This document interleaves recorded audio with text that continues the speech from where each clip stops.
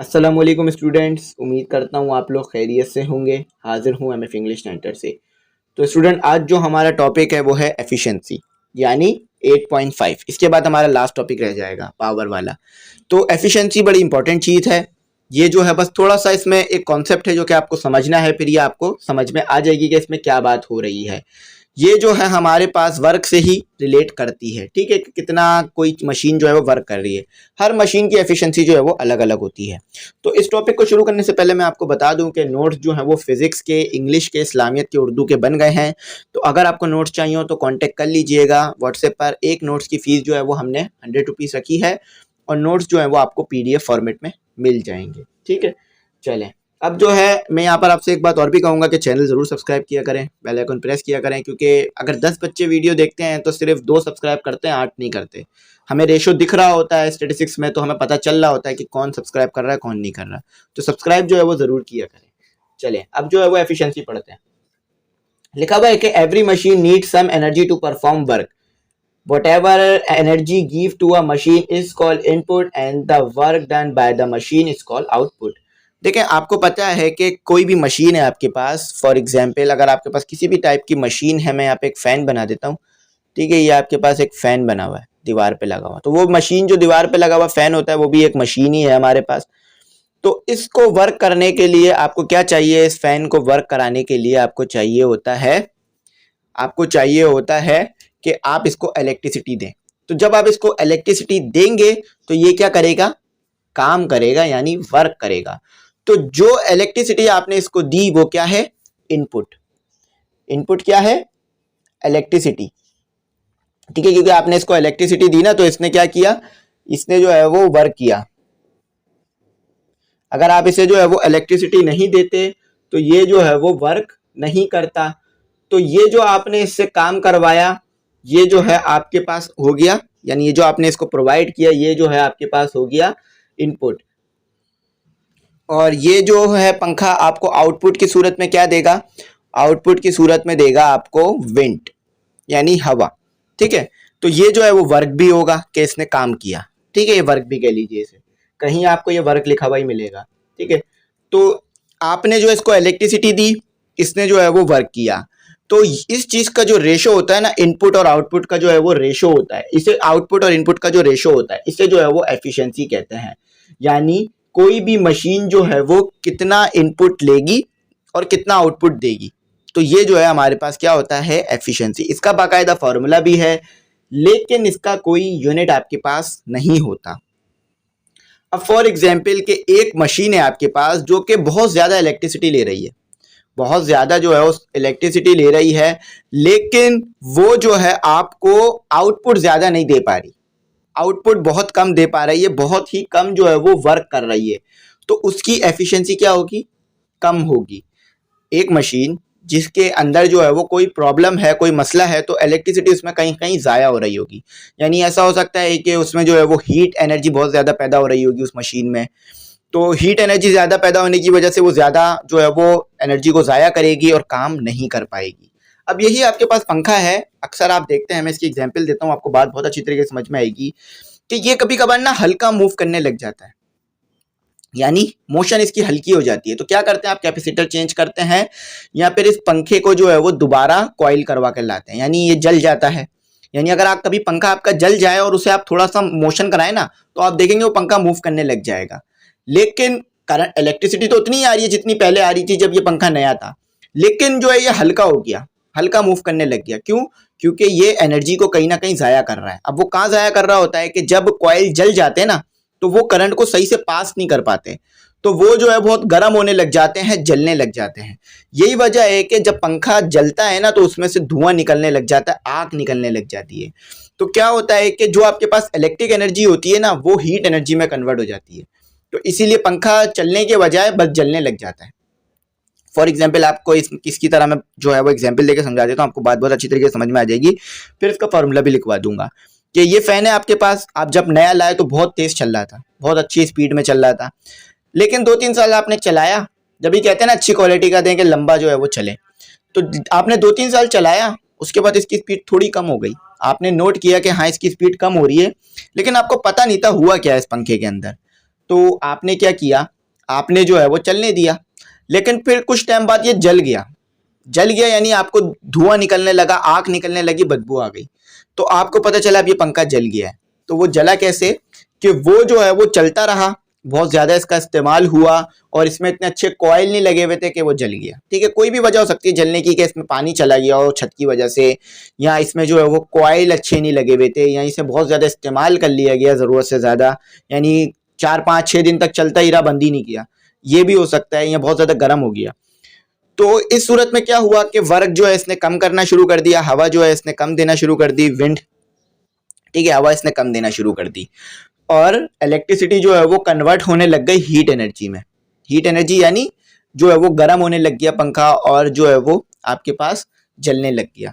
तो इस तरह से ये काम होता है कि आपने जो है वो इनपुट तो उतना ही दे रहे हैं, इलेक्ट्रिसिटी तो उतनी दे रहे हैं, लेकिन आउटपुट यानी काम आपको कम मिल रहा है। अब आ जाते हैं कि यहाँ पर इसके बारे में लिखा हुआ क्या है। For example, we give electric energy as input in the electric motor in washing machines and in drilling machines। देखें यहाँ भी वही बात हो रही है, आपको मुख्तलिफ चीज़ों के एग्जाम्पल मैं दे सकता हूँ चाहूँ तो, जैसे कि आप वॉशिंग मशीन की एग्जाम्पल ले सकते हैं, ड्रिलिंग मशीन की एग्जाम्पल ले सकते हैं, या जो आपकी पानी की मोटर होती है उसकी एग्जाम्पल ले सकते हैं।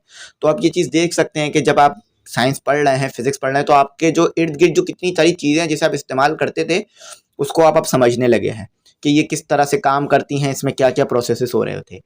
लेकिन अगर आपने ये नहीं पढ़े होते, ये जो स्टेप्स जो मैं पढ़ा रहा हूँ, ये जो मैं टॉपिक पढ़ा रहा हूँ, अगर आपने नहीं पढ़े होते तो आपको पता ही नहीं होता कि यह हो क्या रहा है। बस आपको इतना पता होता है कि बिजली दो तो चीज़ चलती है, लेकिन अब आपको ये भी पता चलेगा कि बिजली दो चीज़ चलती है तो चलती कैसे। ठीक है, तो इसका जवाब आपको मिलेगा। तो आपने क्या किया, इनपुट के जरिए से जो है वो इलेक्ट्रिसिटी दी, या इलेक्ट्रिक एनर्जी भी कह लीजिए इलेक्ट्रिसिटी को। तो आपकी वॉशिंग मशीन ने जो है वो काम किया।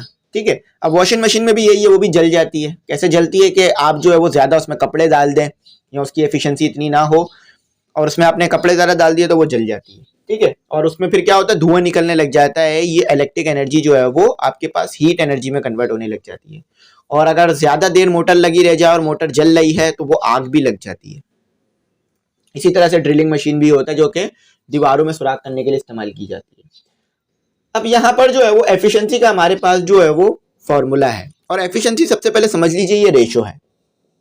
मैंने आपको शुरू में भी बता दिया था, यहाँ भी बोल देता हूँ कि ये रेशो है। और रेशो किसका है, इसका एक हमारे पास होता है सैम्बल, इसे कहते हैं ईटा। ठीक है, इसे क्या कहते हैं, ईटा। तो एफिशिएंसी रेशो होती है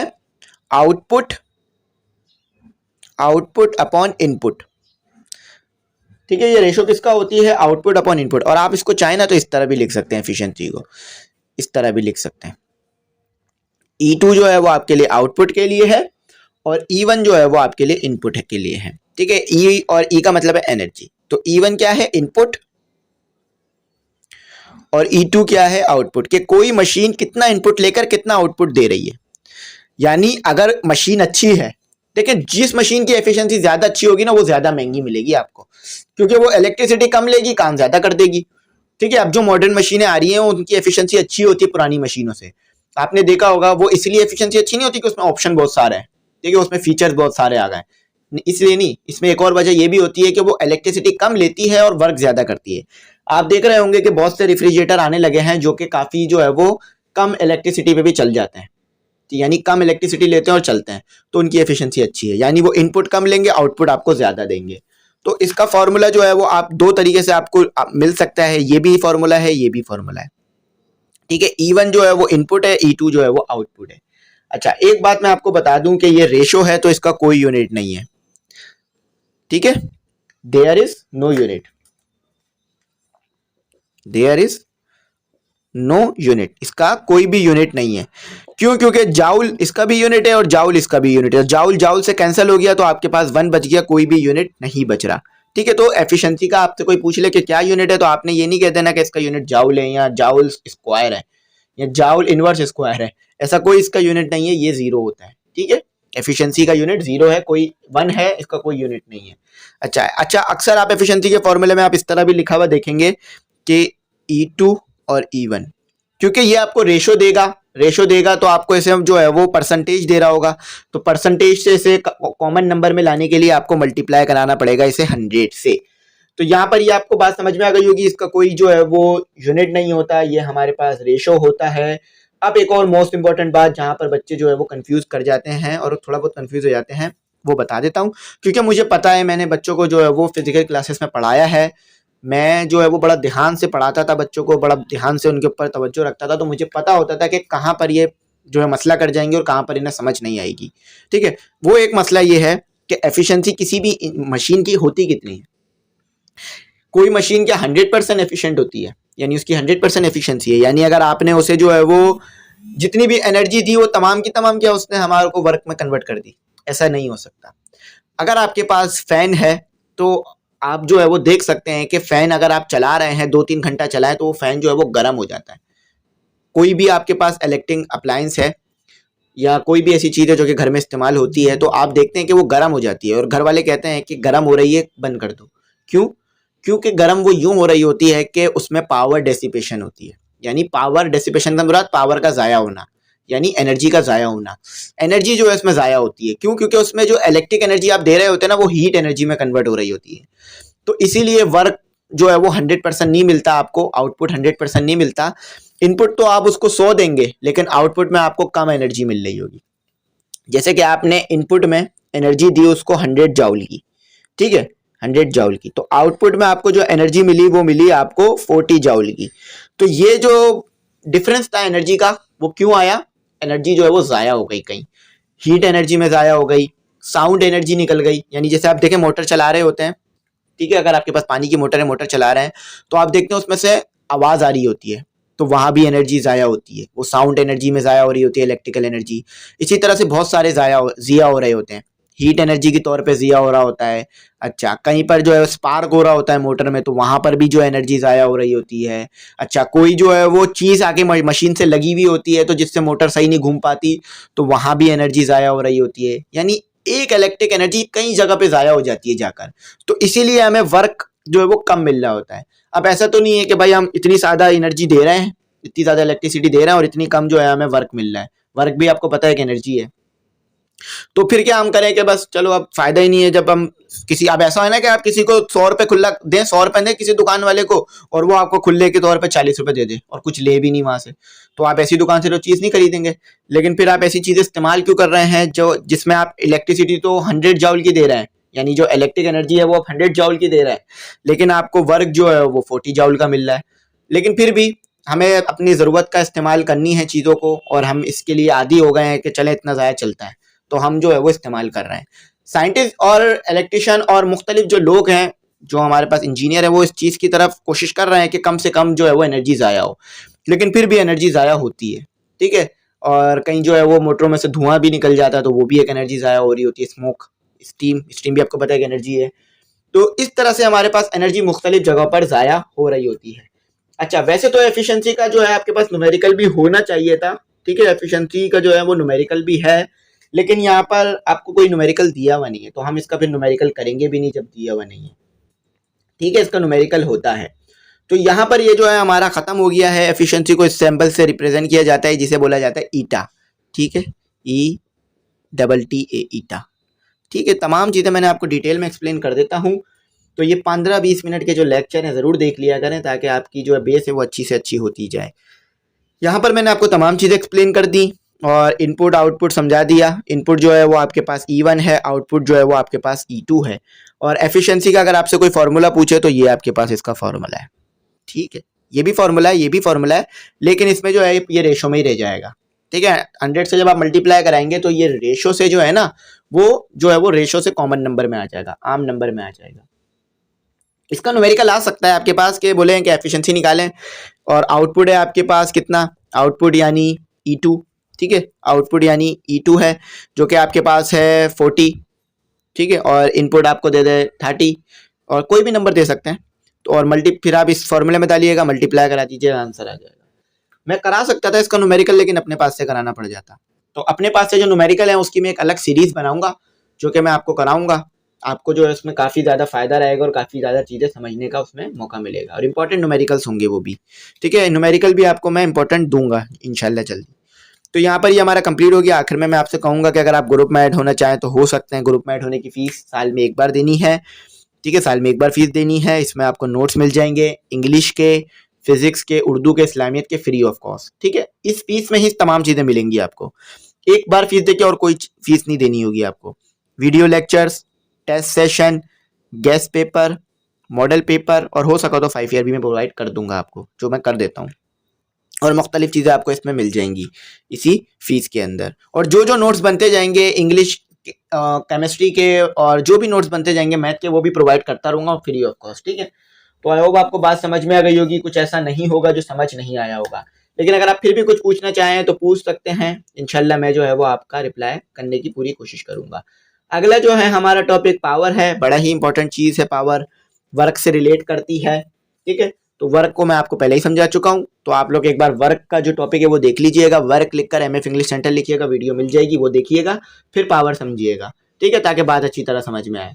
और पावर में आपको वैसे भी उस दिन भी जब समझाऊंगा तो समझा दूंगा। ठीक है, उम्मीद करता हूँ बात समझ में आ गई होगी। आखिर में कहूँगा चैनल जरूर सब्सक्राइब कर लीजिएगा, क्योंकि मैंने शुरू में भी कहा था सब्सक्राइबिंग रेशो बहुत कम है। 100 बच्चे वीडियो देख रहे होते हैं या 10 बच्चे वीडियो देख रहे होते हैं, तो सिर्फ जो है वो 2 सब्सक्राइब करते हैं, 8 नहीं करते।